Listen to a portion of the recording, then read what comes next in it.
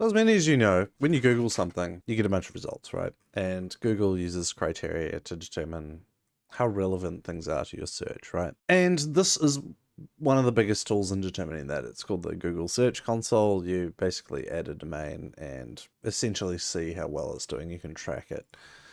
Um, you get stats behind it and stuff like that. It shows you position and all that jazz. And this is part of the whole like SEO thing. And there's a bunch of tools that do this kind of stuff. And there's another tool called Google Analytics, which is kind of similar but can be used slightly differently. There's another tool called Microsoft Clarity, and that is designed to track how a user interacts with a web page after they go to it. And this is kind of spooky and dystopian in a way because basically it gives the ability for people to see recordings and heat maps. So you can see a heat map of activity on the page. You can see when somebody's, or what elements on your page are most popular to click on. So it's very useful for a web developer and like, optimize stuff. If you go here, click this little thing here, you can go see the recording. And now if I go down here, so right at the bottom, there's this little media player-y looking thing, and it's playing away here. So as things change, you'll soon see like a cursor flying around, and it will literally be how someone has interacted with my website here as an example, encrypt.nz. So now you can see it zooming around. So that there's someone physically clicking on the site and moving their pointer around. And you can see here like they've scrolled down the page a little bit. Then I think this is changing page. So like you can see here they've probably clicked on a link. So they've scrolled back up to the top. They've clicked on a link. Basically, it's just an example of the capability of this kind of system. Now, the thing that I actually felt was kind of worthy of recording here was over here. I saw this thing, slang on, and I'm like, what the hell is this? So I'll turn it off to start with.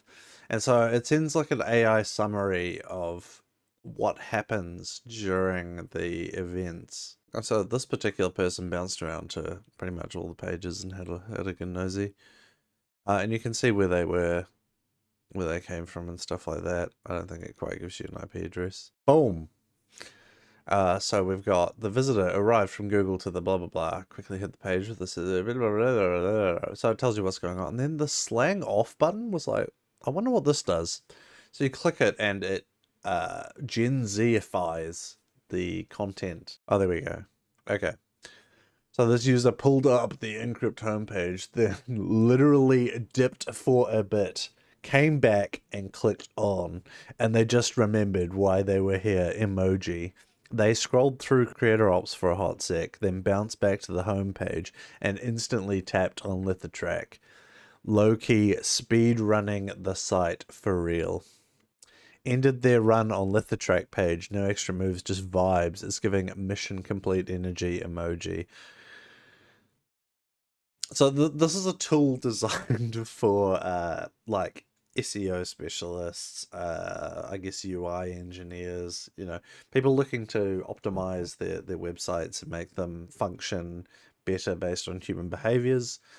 So the idea is if you see a lot of certain behaviors, say in the heat maps, you see elements that are more popular, you make those elements more attractive and easier to get to, like if maybe you want to reduce the number of clicks to check out, for example. So you want to focus on that, see where people are like abandoning your page.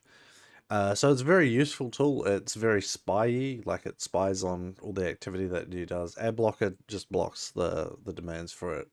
So like uBlock Origin, for example, will just block the ad domain, so it won't capture that stuff. Plus it has to load like the JavaScript to track it anyway. So if you're worried about it, just use your normal ad blocker or use like Ghost3 or whatever. It will stop that stuff from some functioning. But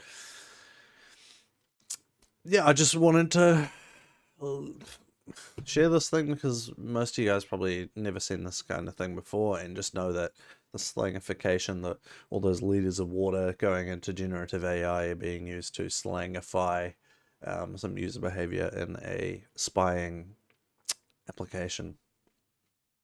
Have a good day.